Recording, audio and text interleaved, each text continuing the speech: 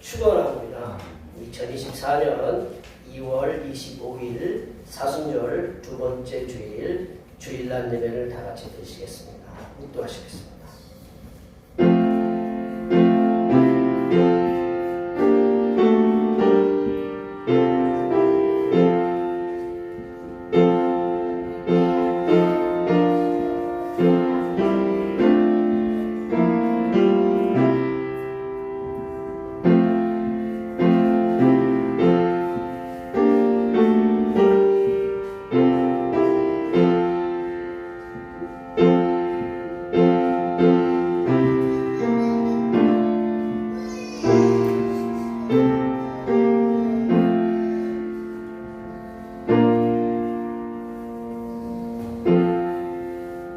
여호와를 두려워하는 너희여 그를 찬송할지어다. 야곱의 모든 자손이여 그에게 영광을 돌릴지어다. 너희 이스라엘 모든 자손이여 그를 경외할지어다. 그는 곤고한 자의 곤고를 멸시하거나 싫어하지 아니하시며 그의 얼굴을 그에게서 숨기지 아니하시고 그가 부르짖을 때에 들으셨도다. 은혜 주실 자에게 은혜를 베풀어 주신 하나님 아버지, 날마다 곤비한 마음과 상처를 받은 저희를 하늘 은혜로 가득 채워주신 은혜를 감사드립니다. 우리가 연약하여 믿음과 진리의 길을 저버리고 어둠 가운데 살았던 잘못들을 용서하여 주시옵소서. 우리의 영혼이 얼어붙지 않도록 성령의 뜨거움으로 성령 능력 받기를 소원합니다.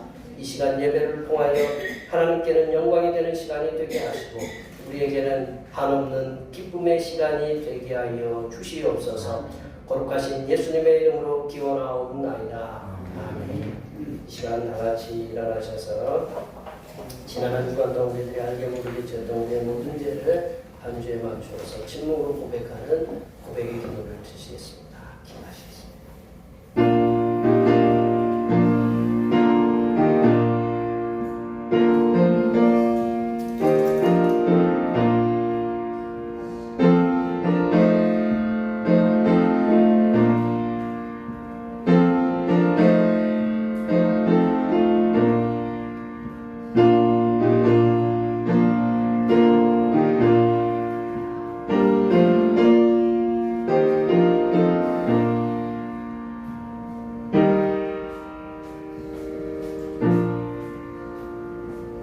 우리 하나님께서는 진심으로 죄를 고백하는 사람들에게 그 죄를 용서하기로 약속하셨습니다. 그런즉 누구든지 그리스도 안에 있으면 새로운 피조물이라 이전 것은 지나갔으니 보라 새 것이 되었도다. 이 말씀에 의하여 우리의 죄가 용서받았음을 확신합니다. 아멘. 이 찬송 예수의 이름으로 찬양하시겠습니다.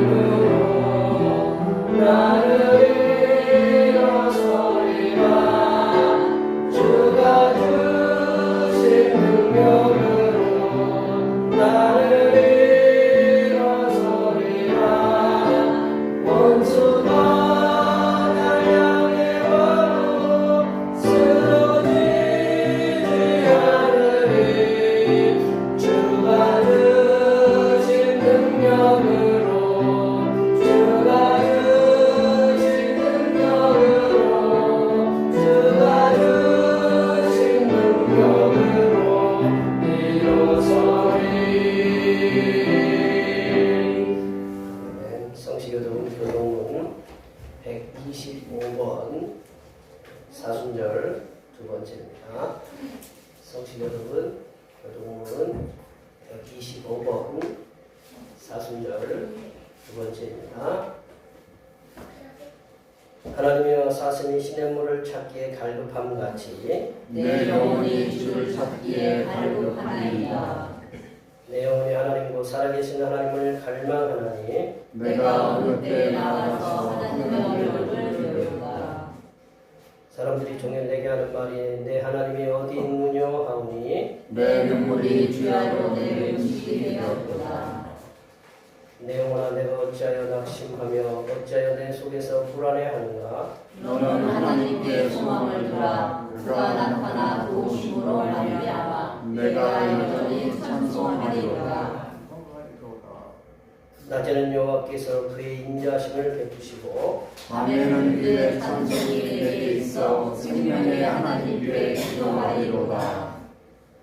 내 반석이신 하나님께 말하기를 어찌하여 나를 잊으셨나이까. 내가 어찌하여 본질의 압제로 말미암아 슬프게 다니나이까 하리로다.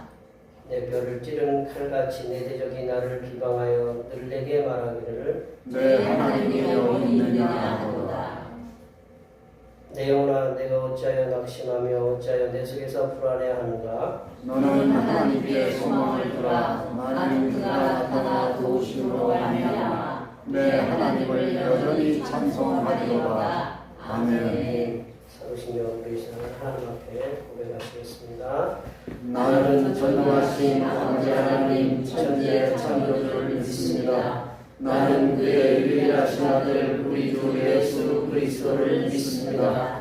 그는 성령으로 잉태되어 동정녀 마리아에게서 나시고 본디오 빌라도에게 고난을 받아 십자가에 못 박혀 죽으시고 장사된 지 사흘 만에 죽은 자 가운데서 다시 살아나셨으며 하늘에 오르시어 전능하신 아버지 하나님 편에 앉아 계시다가 거기로부터 살아있는 자와 죽은 자를 심판하러 오십니다. 나는 성령을 믿으며 거룩한 공로회와 성도의 교제와 죄를 용서받는 것과 몸의 부활과 영생을 믿습니다. 아멘. 다 같이 앉으셔서 찬송 94장 하시겠습니다. 찬송 94장입니다.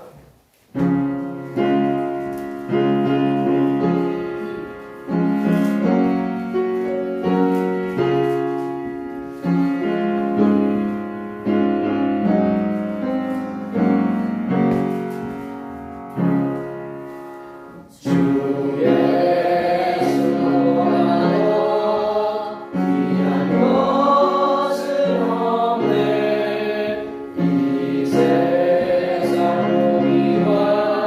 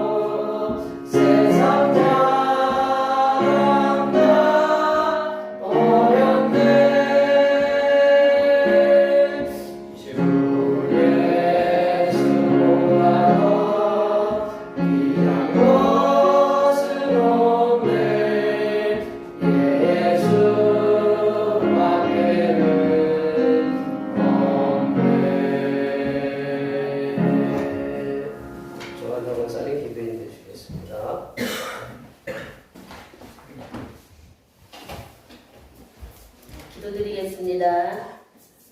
우리를 지키시는 하나님, 그 인자하심으로 한 주간의 삶을 다스리시고 예수 안에서 승리하게 하신 은혜에 감사드립니다. 어렵고 힘들 때마다 하나님의 도우심이 있었음에 감사드립니다. 날마다 우리의 삶이 감사와 찬양으로 이어지게 하시옵소서. 오늘 이 자리에 참석한 모든 성도님들을 일일이 기억하여 어렵고 힘들 때에 가정을 지켜주셔서 어려운 일을 당하지 않도록 도와주시고 모든 일이 주 안에서 형통하게 하여 주옵소서. 저희들은 항상 기도하고 깨어 주님 오실 날을 예비하는 슬기로운 다섯 처녀같이 기름과 등불을 예비하는 성도들 되게 하옵소서. 우리 대평교회가 이 지역에 죽어가는 영혼을 살리는 교회 되게 하시고 하나님 나라에 대한 꿈과 소망을 갖고 열심히 기도하는 우리 대평교회 모든 성도들 되게 하여 주옵소서. 오늘도 말씀을 선포하시는 목사님을 주님의 하나님의 능력으로 붙들어 주셔서 말씀을 듣는 저희들의 귀가 열려 주님의 음성을 듣는 귀한 예배가 되게 하여 주실 줄 믿고 하나님 모든 말씀을 주 예수 그리스도의 이름으로 기도드리옵나이다. 아멘.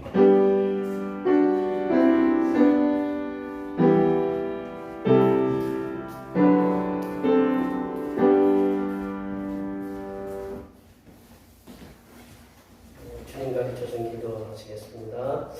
하늘에 계신 우리 아버지, 아버지의 이름을 거룩하게 하시며 아버지의 나라가 오게 하시며 아버지의 뜻이 하늘에서 같이 땅에서도 이루어지게 하소서. 오늘 우리에게 일용할 양식을 주시고 우리가 우리에게 잘못한 사람을 용서하여 준 것 같이 우리 죄를 용서하여 주시고 우리를 시험에 빠지지 않게 하시고 악에서 구하소서. 나라와 권능과 영광이 영원히 아버지의 것입니다. 아멘. 오늘 우리에게 주신 하나님의 말씀은 신약성경 마가복음입니다. 마가복음 8장 31절에서 38절 말씀까지입니다. 신약성경 마가복음 8장 31절에서 38절 말씀까지입니다. 신약성경 67쪽이나 68쪽에 있습니다.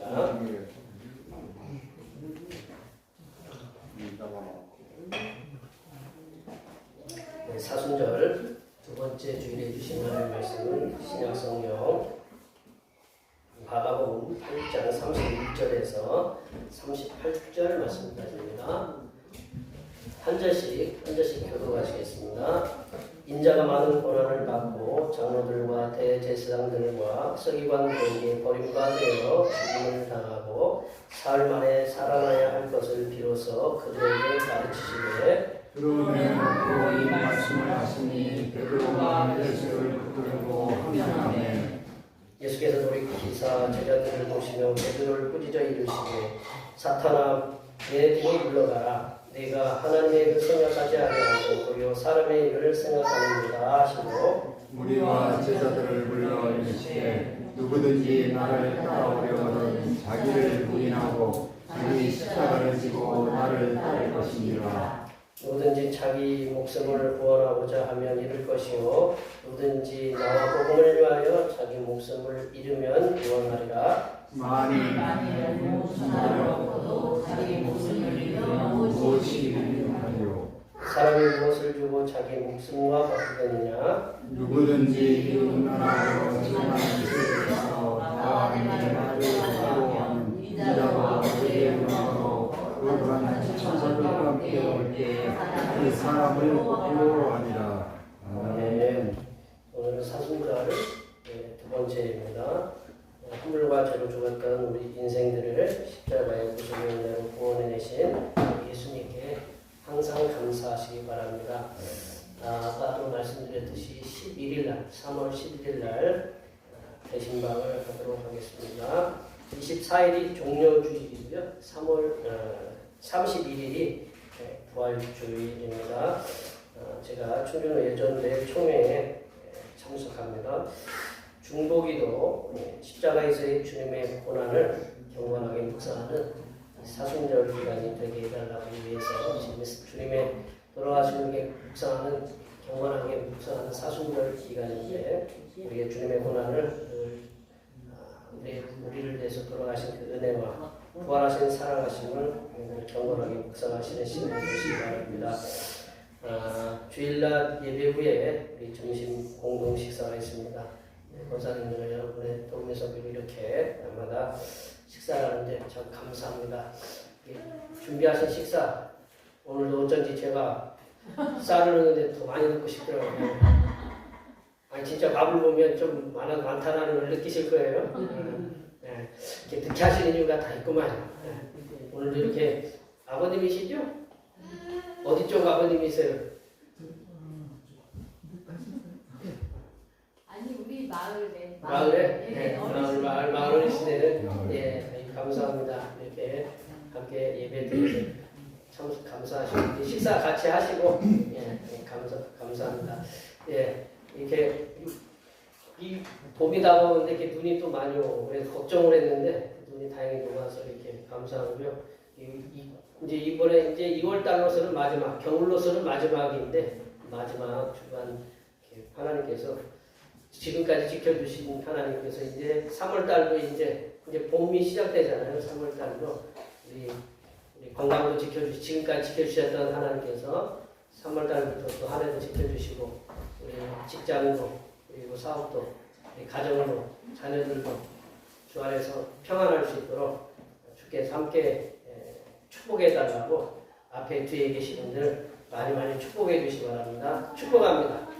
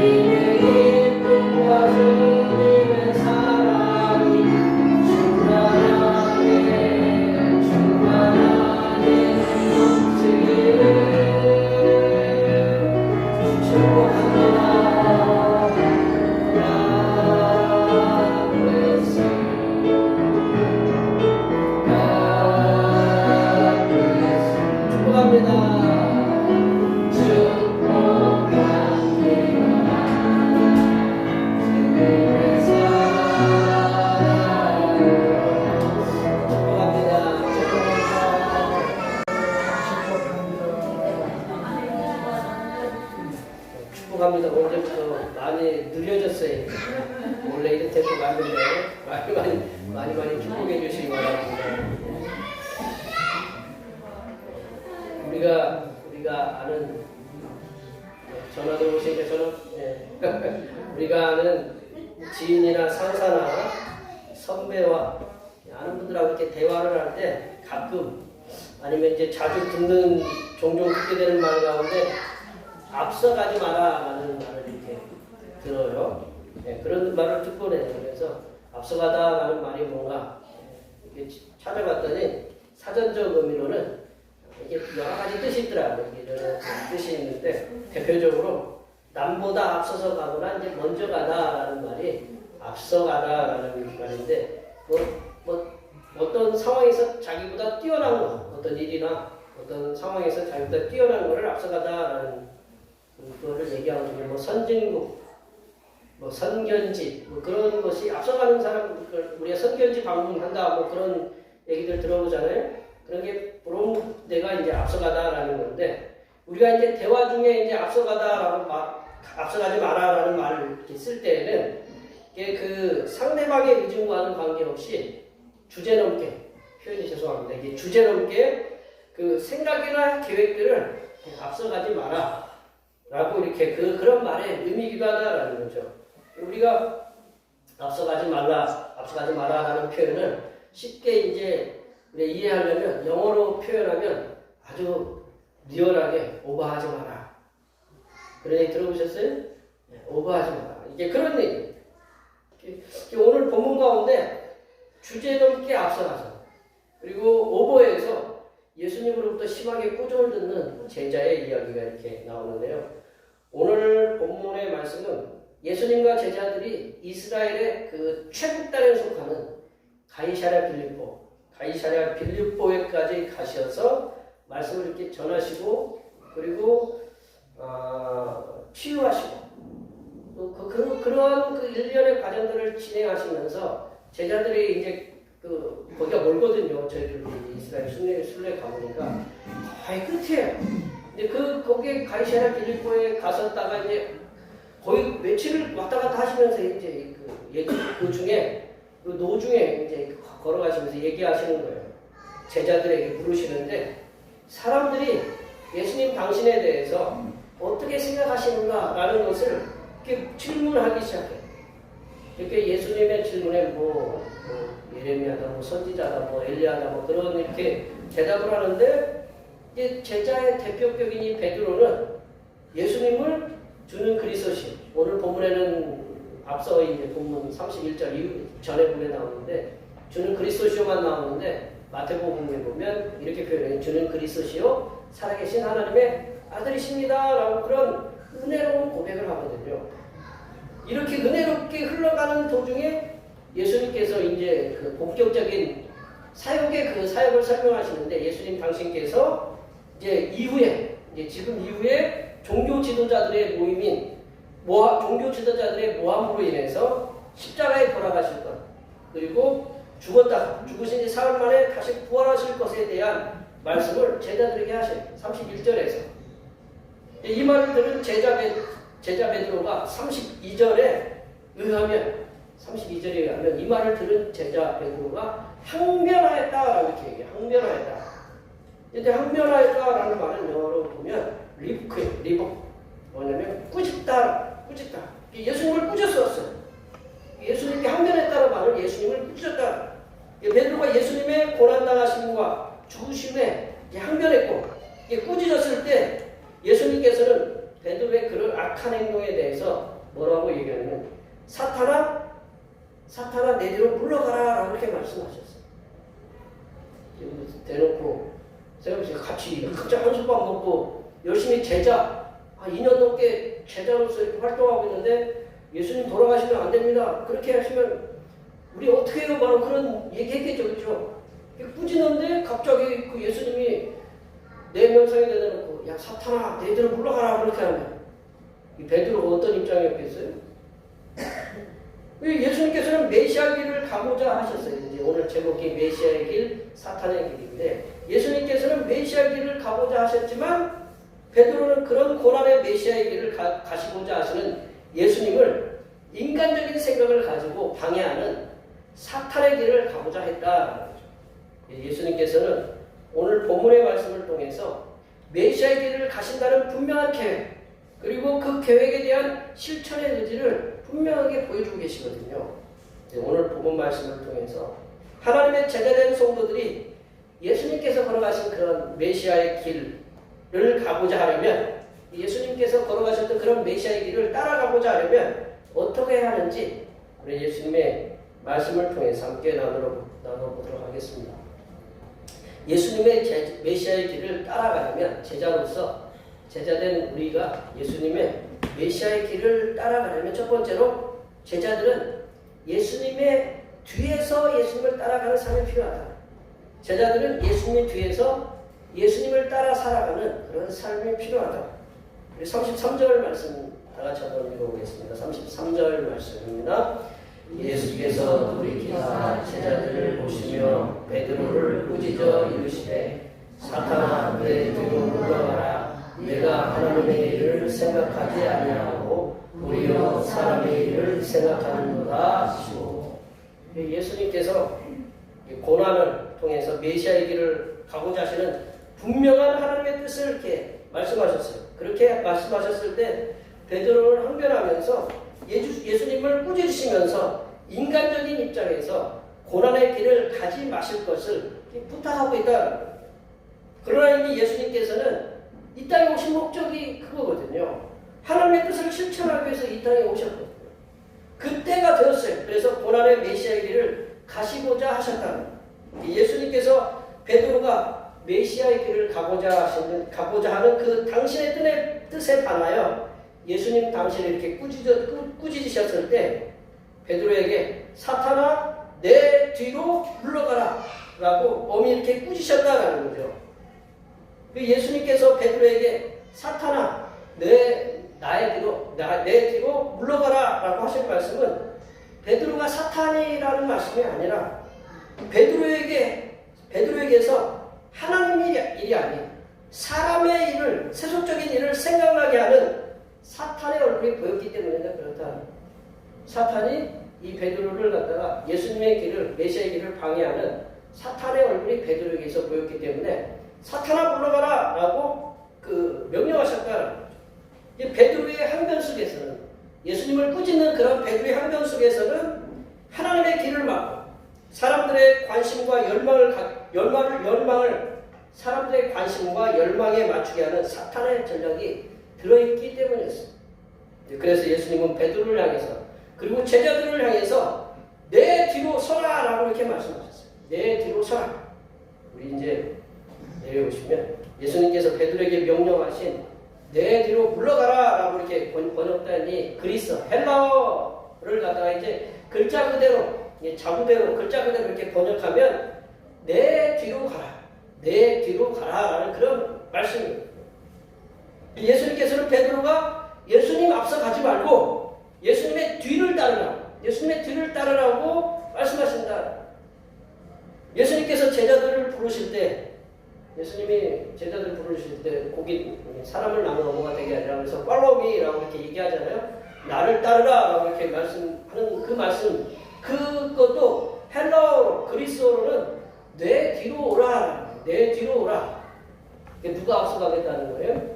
예수님이 앞서가겠다. 예수님 먼저 앞서가니까 내 뒤로 와서 내가 가는 길을 갖다가 따라오라라는 그런 말이거든요.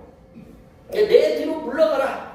예수님 당신 뒤로 물러가라 라고 베드로에게 명령하시는 말씀은 베드로에게 예수님을 추종하는, 예수님을 따르는 올바른 위치로 돌아가라고 말씀하고 계신다는 거죠. 예수님께서 제자들에게 말씀하시는 제자들의 적절한 위치, 그 위치가 어디냐? 예수님 앞서가는 것이 아니라 선생 되시는 예수님 뒤에서 예수님을 따르는 것이 이 제자들이 그 위치다라는 거죠. 예수님을 앞서가서 예수님을 리드하는 게 아니고, 이끄는 게 아니고 예수님 뒤를 따르면서 예수님을 추종하는, 그게 바로 예수님 뒤에 서는 것이 그 제자들의 올바른 위치다라고 예수님이 말씀하고 계신다라는 거죠. 그러니까 예수님의 제자는요, 예수님보다 앞서가는, 오버하는 그런 인간적이고 세속적인 삶을 살아서는 안 된다. 예수님의 제자는요, 예수님의 뒤를 따라가요. 예수님이 명령하지도 않고 말씀하지도 않은 것을 갖다가 내 스스로 그거를 계획해가지고 그 앞서가는 그러한 삶을 사는 것을 예수님은 원치 않으신다는 거죠.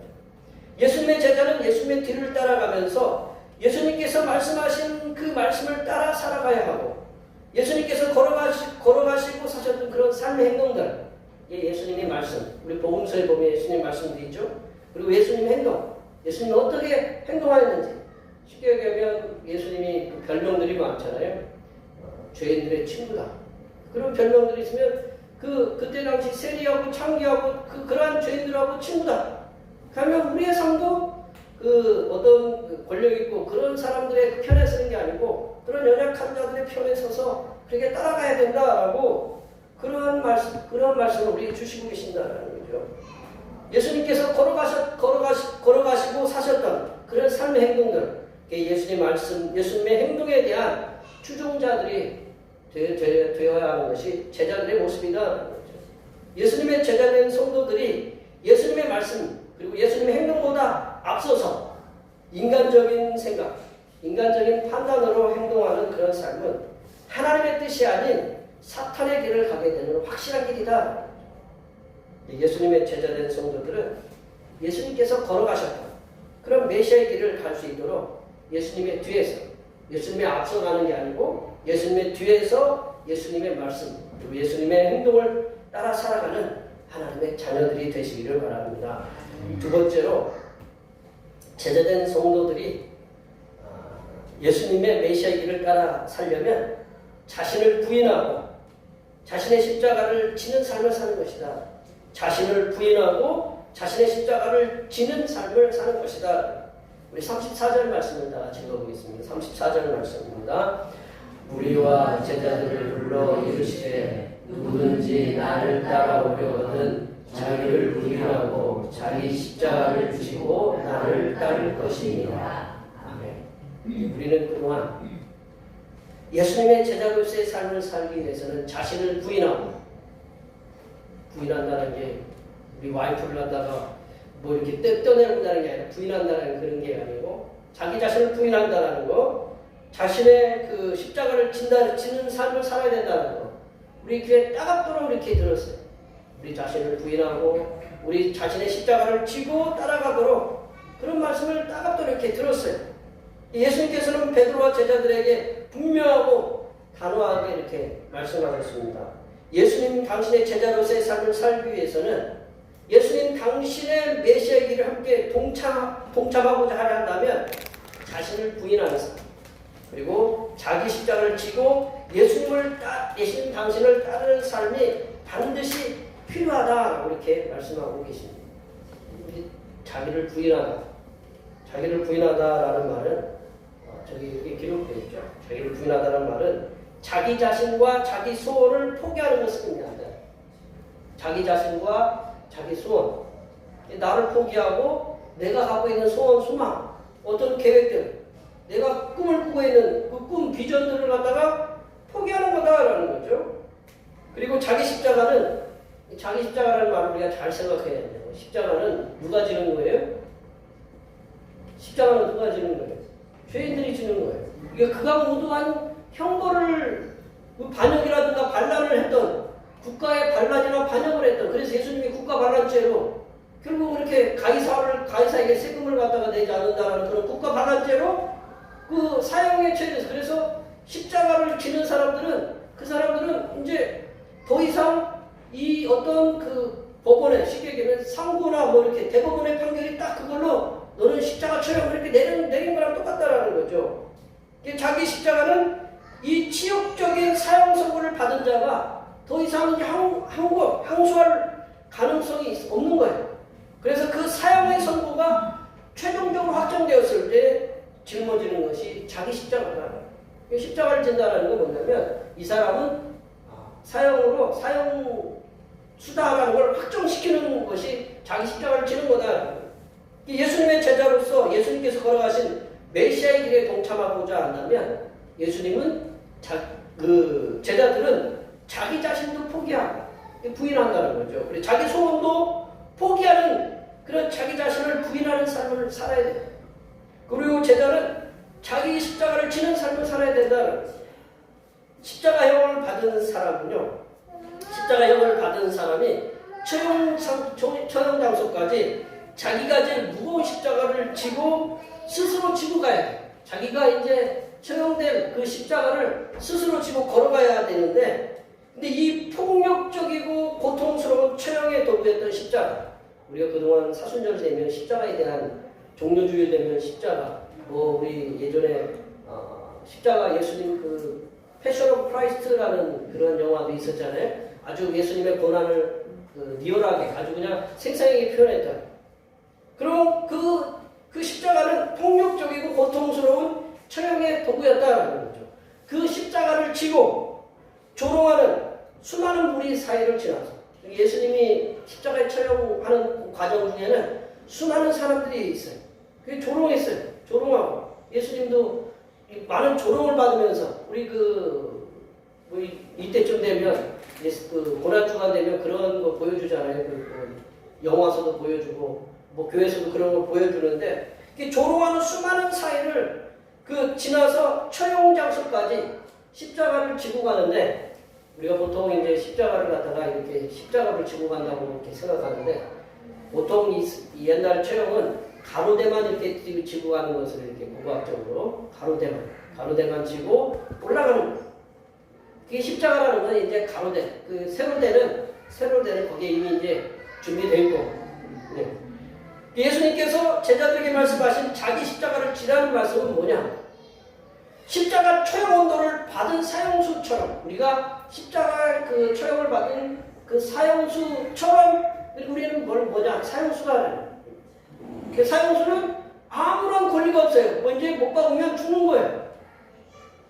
제자들은 성삼일체 하나님 앞에서 자신이 가지고 있는 모든 것을 내려놓고 성삼일체 하나님께서 맡겨주신 사명, 누가 이제 권한이 있는 거예요? 사형을 시킬 수 있는 권한이 하나님에게도 있고 하나님이 시킬 수도 있고 안 시킬 수도 있는 거예요. 이게 자기 십자가를 지는 거예요.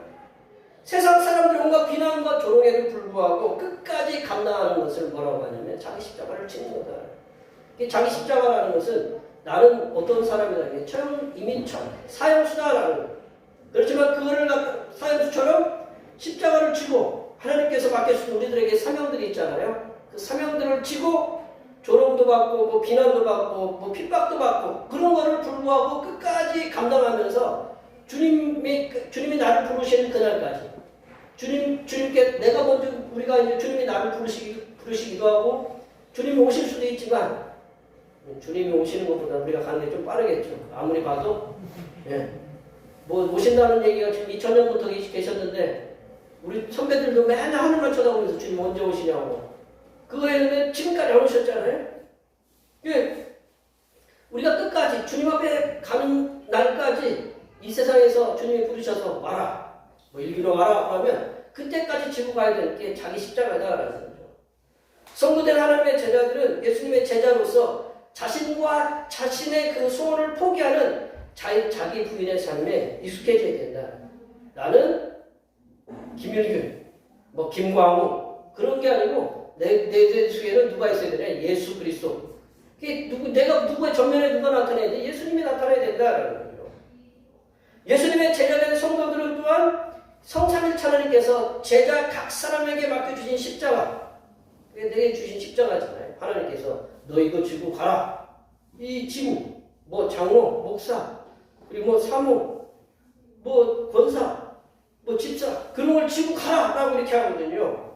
그러면 지고 갈 때 세상의 온갖 조롱 그리고 비난, 핍박에도 불구하고 그런 것들을 십자가를 감당하는 삶을 살고 힘써야 된다.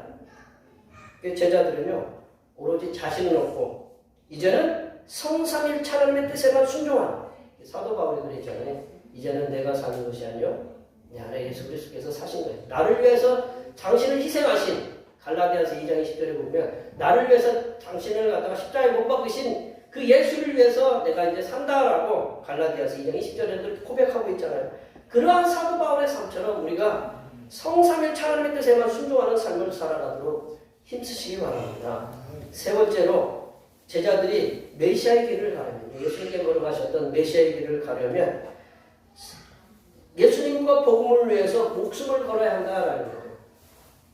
이 말씀 설교하기가 정말 어려웠는데 예수님 말씀이란 참 목사라 안전할 수도 없고 예수님이 이렇게 말씀을 해놨으니 목사가 피해갈 수도 없고 오늘 보시면 제자들이 메시아의 길을 가려면 예수님과 복음을 위하여 목숨을 걸어야 된다.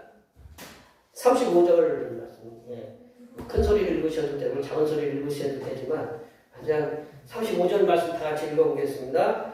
누구든지 자기 목숨을 구원하고자 하면 잃을 것이요 누구든지 나와 복음을 위하여 자기 목숨을 잃으면 구원하리라. 말씀 우리가 열심히 잘 읽었는데 이 말씀 한 번도 부담이 안 가세요? 말씀 읽으면서 부담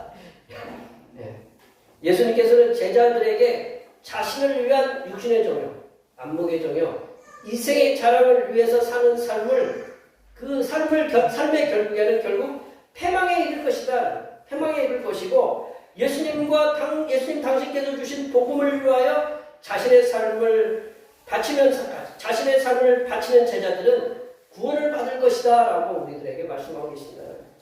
예수를 위해서 자신의 가장 소중한 생명을 바치면서까지 제가 그래서 제일 싫어하는 찬양이 사명이에요. 왜 찬양을 이렇게 그 찬양을 잘 부르는지 모르겠어요. 목숨도 아끼지 않겠어. 지금 부담이 이게 굉장히 되네. 오늘 그 찬양 할 것 같아. 우리 딸내미가. 예수님과 복음을 위해서 그 헌신하는 삶을 살기 위해서 우리가 어떻게 해야 되느냐? 오로지 예수님과 예수님의 복음, 즉 예수님에 관한 선포가 세상 그 무엇보다도 너무나도 크고 중요하다. 그래서 세상에 존재한 다른 것들보다 그 어떤 것도 이 세상에 존재하는 것이 아무것도 아닌 어떤 물질도 시계개면 집도 그런 것들도 아무것도 아닌 것으로 보일 때 가능하다. 몇 평이 보이기 시작하고 통장에 얼마 보이기 시작하면 이게 좀 힘들어진다라는 거예요. 내 몸이 보이기 시작하면 콜라겐을 먹어야 되고 뭐를 먹어야 되고 이렇게 보이기 시작하면 그거에 열중하다 보면 이게 좀 힘들어진다라는 거죠. 그러니까 예수님을 위해 선신할 수 있는 그러려면 어떻게 해야 되느냐? 예수님에 대한 예수님에 관한 선포, 예수님의 복음의 말씀, 예수님 성삼일체 하나님께서 세상 그 무엇보다도 오늘 찬양 제가 그렇게 고른 거 아니거든요. 주에서보다도 더 귀한 것을 그런데 제가 그 찬양 일부러 고른 게 아니고 순서대로 이렇게 고르다 보니까 오늘 그 찬양이 나왔더라고요. 제가 설교 따로 안 해도 그 찬양 한 장 부르면 다 끝난 거 아니에요? 94장 다 아시죠? 아까 우리 어떤 분은 그 찬양 못 부르고 계시더라고요. 그 찬양이 세상 그 어떤 것보다 소중하다라는 것을 알을 때 당신의 그 생명을 바칠 수 있다는 거죠. 예수님의 제자로서 예수님의 사도로서 예수님과 예수님의 복음이 세상에서 가장 존귀하고 소중하고 그 외의 것들은 다 배설물을 보았던 그런 인물이 있어요. 그런 인물이 예수님과 그런 누구냐면 예수님과 예수님의 복음을 위해서 자신의 목숨도 아끼지 않고 전했던 사도 바울이다. 우리 빌립보서 3장 7절과 8절 바울의 고백을 한번 다 같이 읽어보겠습니다. 그러나 무엇인지 내게 유익하던 것을 내가 그리스도를 위하여 다 해로 여길 뿐더러 또한 모든 것을 해로 여김은 내 주 그리스도 예수를 아는 지식이 가장 고상하기 때문이라. 내가 그를 위하여 모든 것을 잃어버리고 배설물로 여김은 그리스도를 얻고 배설물을 이렇게 고상하게 표현했어요. 우리 성경에서 고상하게. 영어로는 덩이에요. 덩이 우리나라 말로는 뭘까요? 똥이에요. 우리 여기 계신 분들 집을 갖다가 우리 똥처럼 여기고 돈을 갖다가 똥처럼 여기시는 그런 거 아니잖아요. 내 학위, 내 어떤 그 명예, 그거를 똥처럼 여길 수는 없잖아요. 그게 그렇게 쉽지 않잖아요. 그죠? 근데 사도 바울이 그때 여기 있다라는 거죠. 핍박자 사도 바울이 다메섹에서 예수님을 만났어요. 만나고 나서 오로지 예수님과 예수님의 복음을 위해서 모든 것을 다 해로야겠다라는 거죠. 배설물처럼 여기면서 자신의 생명이 끊어지는 그 순간까지 예수님의 복음을 위해서 전하기 위해서 힘썼다. 요즘 제가 페이스북을 보는 시간이 좀 많이 들어서 주님 앞에 좀 죄송한데 근데 가끔 보다 보면 유익한 것들이 있어요. 그래서 어제도 밥을 먹으면서 이제 페이스북 이렇게 보는데 이런 글을 봤어요. 저기 보면 한국 오픈도어 선교회라는 게 이렇게 글을 이렇게 올려놨더라고요. 그래서 거기에 보니까 거기서 소개하는 전 세계의 기독교의 박해에 대한 소식을 보고 깜짝 놀랐어요. 지금도 이렇게 신앙 때문에 박해를 받고 순교를 당하는 분들이 많고 교회 건물이 파괴되는 그 수많은 파괴되는 파괴하는 것들을 보고 제가 깜짝 놀랐다는 거죠. 이거를 이제 조사하는 기관이 있는데 이제 월드 와치 리스트라는 이제 거기서 2020년도에 전 세계 이제 우리나라 이 전 세계 기독교 인구 아마 21억 정도 되나 봐요. 21억 약 21억에서 24억 정도 되는 것 같아요. 근데 전 세계에 3억 6천만 명의 기독교인들이 신앙을 이유로 인해서 박해를 받고 있다. 혹시 아세요? 신앙 때문에 박해를 3억 6천만 명. 이게 2021년에는 이제 2021년보다 박해를 받는 사람들이 2천만 명이 더 늘었다. 그러니까 우리나라 인구의 그 절반 가까운 거잖아요. 그래서 그 가장 많은 때가 2022년이었다라는 거죠. 그래서 계속적으로 이분이 이제 이 기관에서 29년 동안 이제 그 조사를 했는데 기독교 박해에 대한 그것을 조사했는데 가장 높은 수의 박해가 2022년도에 있었다. 이러한 전 세계 기독교 박해는 꾸준한 증가세와 가속세를 보이고 있다. 우리 교회 다니면서 박해 받아요. 예전에는 우리 권사님들 교회 다니면 뭐 이렇게 교회 흥한다고 뭐라고 하고 뭐 그런 일도 있었잖아요, 그죠? 예, 거기 끄덕이는 분도 계시고, 예. 그랬어요. 근데 이제 살해된 기독교인의 수가 2021년에 보면 4,761명. 그럼 하루에 몇 명씩 돌아가시는 거예요? 10명 이상은 돌아가시는 거잖아요, 그죠? 10명 이상. 근데 재작년에는 5,898명, 하루에 15명에서 20명이 주님의 복음을 위해서 지금 순교하고 있다는, 그냥 핍박받는 게 아니고 순교하고 있다는. 그리고 납치, 구금, 그리고 뭐 강도, 뭐 강간, 그리고 강제 결혼, 그게 보니까 엄청난 수를 기록하고 있다. 요즘 전 세계 국가가 240개 정도 되나요? 220개 되나요? 전 세계 국가 제가 까먹었는데 200개가 넘잖아. 220개가 230개 정도 되는데 그 중에 150개 국가에서 핍박을 하고 있다. 기독교를 교회 다니는 사람들, 성도라는 이유로 핍박을 그렇게 하고 있다는 거죠. 2위가 어디냐? 부동의 1위는 우리나라에서 제일 가까운 나라예요.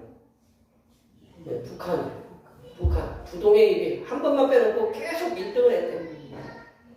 그리고 대부분 뭐 이란, 뭐 소말리아, 뭐 예멘, 그럼 뭐 리비아, 아프가니스탄 그런 나라 중에서도 근데 그 나라들이 대부분 어디냐? 이슬람 국가예요. 이슬람 국가에서 발생하고 있는데 소말리아 같은 경우는요, 이렇게 발견되면요, 그 기독교인이라고 이렇게 발견되면 즉결 처형도 안 돼요. 즉결 처형. 이거를 제가 이렇게 보면서 제가 이게 조금 마음에 이제 그랬어요. 예수님의 제자라고 자처하는 그 우리의 신앙생활은 어떠한가? 저희들 일하시면 피곤하잖아요, 몸이. 쉬는 날 제일 짜증난 날이 어제 뭐냐면 이제 오늘은 내가 열심히 그냥 자야 되겠다라고 이렇게 생각하고 있는데 아침부터 전화가 와. 그러면 전화기를 내가 왜 안 끊는가 뭐 이렇게 신경질도 나게 그렇죠. 굉장히 피곤해. 그리고 몸이 조금 불편해요. 그리고 가정 상황에 어떤 일들이 있으면 이런저런 이유로 오늘 예배 좀 빠져야 되겠다. 그리고 뭐 소홀히 하는 경우가 있잖아요, 그죠? 그래서 우리가 주님을 위해서 어떻게 해야 되느냐? 우리가 주님을 위해서 우리의 몸의 일부라도 뭐 희생을 해가면서 주님을 섬기고 있는지에 대해서 우리가 스스로 물어봐야 된다. 이 말씀을 정리해 보면요, 예수님께서 걸어가셨던 메시아의 길을 가려면 예수님의 뒤를 따르면서 하나님의 뜻을 실천하는 그런 삶을 살도록 힘써야 됩니다. 또한 우리 자신을 부인하고 우리에게 맡겨진 십자가를 지고 예수님을 따르는 삶이 필요하다. 더 나아가서 성삼일 하나님을 위해서 우리가 가진 소중한 것도 아낌없이 드릴 수 있는 삶의 태도를 가져야 된다. 여기에 모여 예배하시는 모든 성도님들께서는 예수님께서 걸어가셨던 그 메시아의 길에 동참하실 수 있도록 예수님의 길을 따라야 됩니다. 그리고 예수님 말씀에 순종하는 삶, 그리고 우리에게 맡겨진 십자가를 묵묵히 지고 예수님을 따르면서 우리에게 있는 가장 값진 것들을 주님께 드려서 성삼위일체 하나님으로부터 잘했다 충성된 종아, 이러한 말씀을 듣는 성삼위일체 하나님의 제자들이 되시기를 간절히 축원합니다. 기도하시겠습니다. 하나님 아버지, 예수님의 제자된 성도들에게 예수님께서 걸어가셨던 메시아의 길을 따라갈 수 있도록 예수님의 삶과 행동을 따라 살아가게 하시며 우리 자신을 부인하고 우리에게 지어진 십자가를 지며 우리가 가진 소중한 것들을 아낌없이 드리는 삶을 통하여 성삼일체 하나님께 영광을 돌려드리는 삶을 살게 하여 주시옵소서. 거룩하신 예수님의 이름으로 기도하옵나이다. 오늘 우리에게 주신 말씀 생각하시면서 찬송 154장 하시겠습니다. 찬송하시면서 준비하신 예물 하나님 앞에 드리시겠습니다.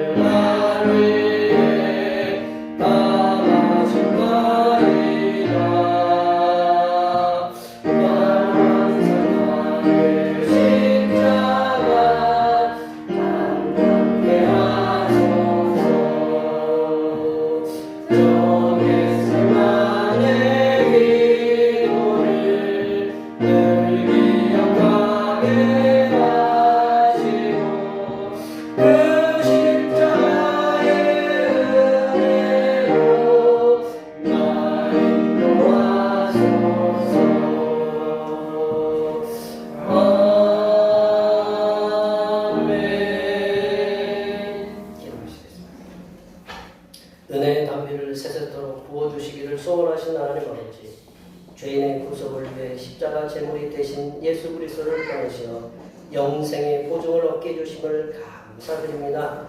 주님께서 영생의 확신을 주심에 감사하여 정성껏 준비하여 드린 예물을 드리오니 기쁘게 흠명하여 주시옵소서.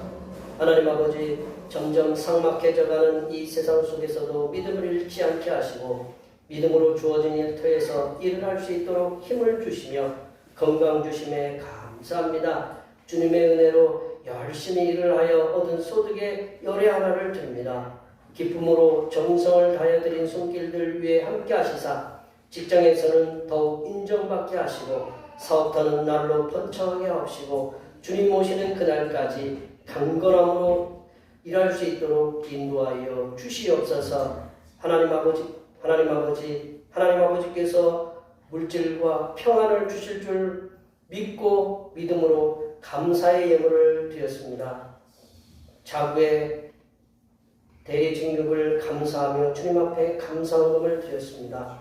이렇게 여러 가지 모양으로 드린 감사의 예물에 함께 하셔서 주님 오시는 그날까지 더욱 강건하게 지켜주시고 대리진급뿐만 아니라 더욱 높은 직장의 그 단계에서도 진급할 수 있도록 주님 도와주시고 인도하여 주시옵소서. 하나님 아버지, 오늘도 한결같은 마음으로 주님 앞에 주일헌금을 드립니다. 이 한 주간도 주님께 하나님께서 선하게 베풀어 주시는 사랑하심과 은총의 역사 가운데 복된 길로 인도하여 주시옵소서. 한 달을 감사하며 월정금을 드립니다. 한 달 동안 주님의 사랑하심으로 은혜와 평강이 넘치게 하여 주시옵소서. 이 땅의 영혼 구원을 위해 선교금을 드립니다.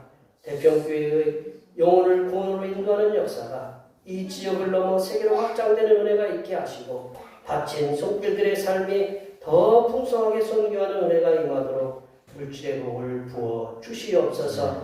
하나님 아버지, 주님의 몸된 교회를 위하여 헌신하고 봉사하는 손길들의 수고를 기억하여 주시사 하늘로부터 내려주신 은혜가 충만하게 도와주시옵소서. 차량 봉사로, 주방 봉사로, 헌금위원으로, 재정위원으로, 안내위원으로, 교회 청소로, 이외에 남모르게 주님을 위해 수고하는 여러 손길들 위해 이 땅에서 하나님께서 보여주시는 새로운 비전들을 보게 하시고 이 땅에서 바라고 소원하는 모든 기도의 제목들이 다 응답받는 역사가 일어나게 하여 주시옵소서.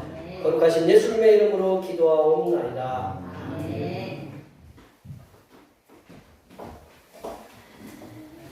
같이 일어나셔서 사명선언문 제청하시겠습니다.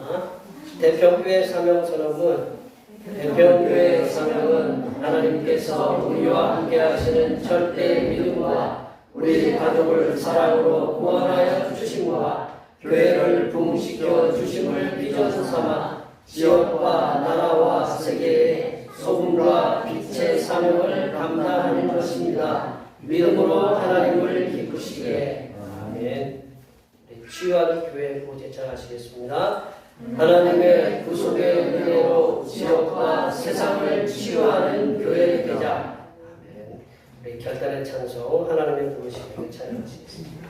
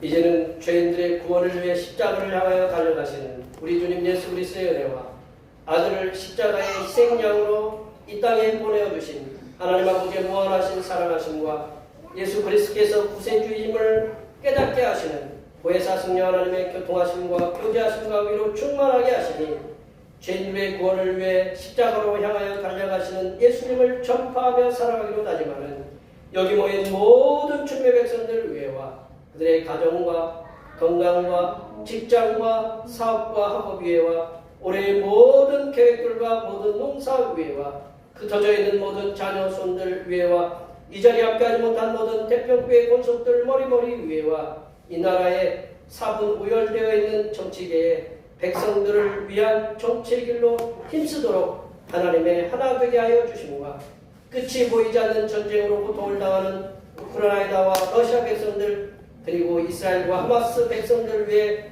평화를 위한 전쟁을 속히 종식되게 하시는 하나님의 역사하심이 이제부터 영원토록 함께 하옵시기를 간절히 축원하옵나이다.